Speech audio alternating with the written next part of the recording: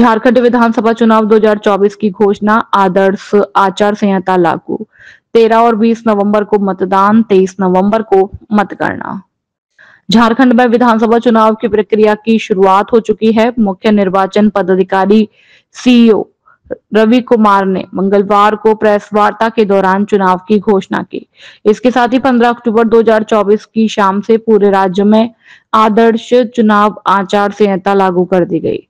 चुनाव 2 चरणों में होंगे, जिनमें 13 और 20 नवंबर को मतदान होगा, जबकि मतगणना 23 नवंबर को की जाएगी। पूरी चुनावी प्रक्रिया 25 नवंबर तक संपन्न हो जाएगी। के रवि कुमार ने बताया कि स्वतंत्र, निष्पक्ष और शांतिपूर्ण मतदान सुनिश्चित करना उनकी प्राथमिकता है। इसके साथ ही शहरी क्षेत्रों में मतदान प्रतिशत बढ़ाने पर भी जोर दिया जाएगा। उन्होंने कहा कि 85 वर्ष से अधिक आयु के मतदाताओं को घर से मतदान की सुविधा दी जाएगी। इस सुविधा का लाभ उठाने के लिए उन्हें फॉर्म 12D भरना होगा। राज्य में ऐसे मतदाताओं की संख्या 1,13,970 है जो इस विशेष सुविधा का लाभ उठा सकते हैं। पहले चरण के चुनाव के लिए अधिसूचना 18 अक्टूबर को जारी होगी, जिसमें 43 विधानसभा सीटों पर मतदान होगा। दूसरे चरण की अधिसूचना 22 अक्टूबर को जारी की जाएगी, जिसमें 38 सीटों पर वोटिंग होगी। नामांकन प्रक्रिया 25 अक्टूबर और 29 अक्टूबर तक पूरी की जाएगी। पहले चरण की नामांकनों की स्क्रूटनी 28 अक्टूबर और दूसरे चरण की स्क्रूटनी 30 अक्टूबर को होगी। नाम वापसी की आखिरी तारीख को पहले चरण के लिए 30 अक्टूबर और दूसरे चरण के लिए 1 नवंबर है। इस चुनावी घोषणा के साथ ही राज्य भर में तैयारियां शुरू हो गई हैं और निर्वाचन आयोग ने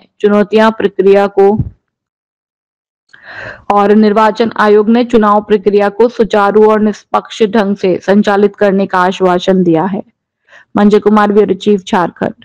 पूरे धनबाद विधानसभा क्षेत्र में लगातार हम लोग इस तरह की परिवर्तन यात्राएं निकाल रहे हैं और लगातार लोगों को हम लोग जागरूक कर रहे हैं और जागरूक ही नहीं कर रहे हैं, लोगों से हम लोग संवाद स्थापित कर रहे हैं। जहाँ पर कि एक बात हमें समझ में आया है कि पिछले 10 साल से लगातार भाई धनबाद कोई भी जनता जब अपना विधायक चुनती है तो अपने विधायक के रूप में अपनी आवाज़ चुनती है।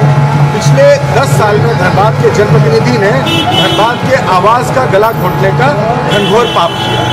तो इस पाप के खिलाफ लगातार हम परिवर्तन यात्रा निकाल रहे हैं, लगातार हम लोगों के बीच संवाद स्थापित कर रहे हैं और लगातार लोगों को कह रहे हैं भाई विकास तो छोड़ दीजिए, धनबाद को जो सवाल से भी वंचित रखा गया है, तो इस चीज़ का धनबाद आगामी विधानसभा चुनाव में जवाब मांगेगा। जनता के लिए क्या रोड मैप आप तैयार किए हैं? अगर आप देखिए, जहाँ तक अगर केंदुआ जैसे क्षेत्र की बात करें तो आज हमें कोलियरी क्षेत्र में है, यहाँ पे व्यापार बहुल्य क्षेत्र है।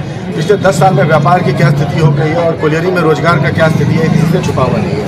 जो बिजली पानी की समस्या है वो तो पूरे धनबाद व्यापी समस्या है। पानी का जल जमाव का भी यहाँ पर समस्या है। तो इन समस्याओं की तरफ तो जो है किसी ने ध्यान दिया ही नहीं है इन समस्याओं के प्रति। पर जो आज सबसे भीषण समस्या है, 2 चीज़ है, जो शिक्षा स्वास्थ्य की कुव्यवस्था है और बेरोजगारी है।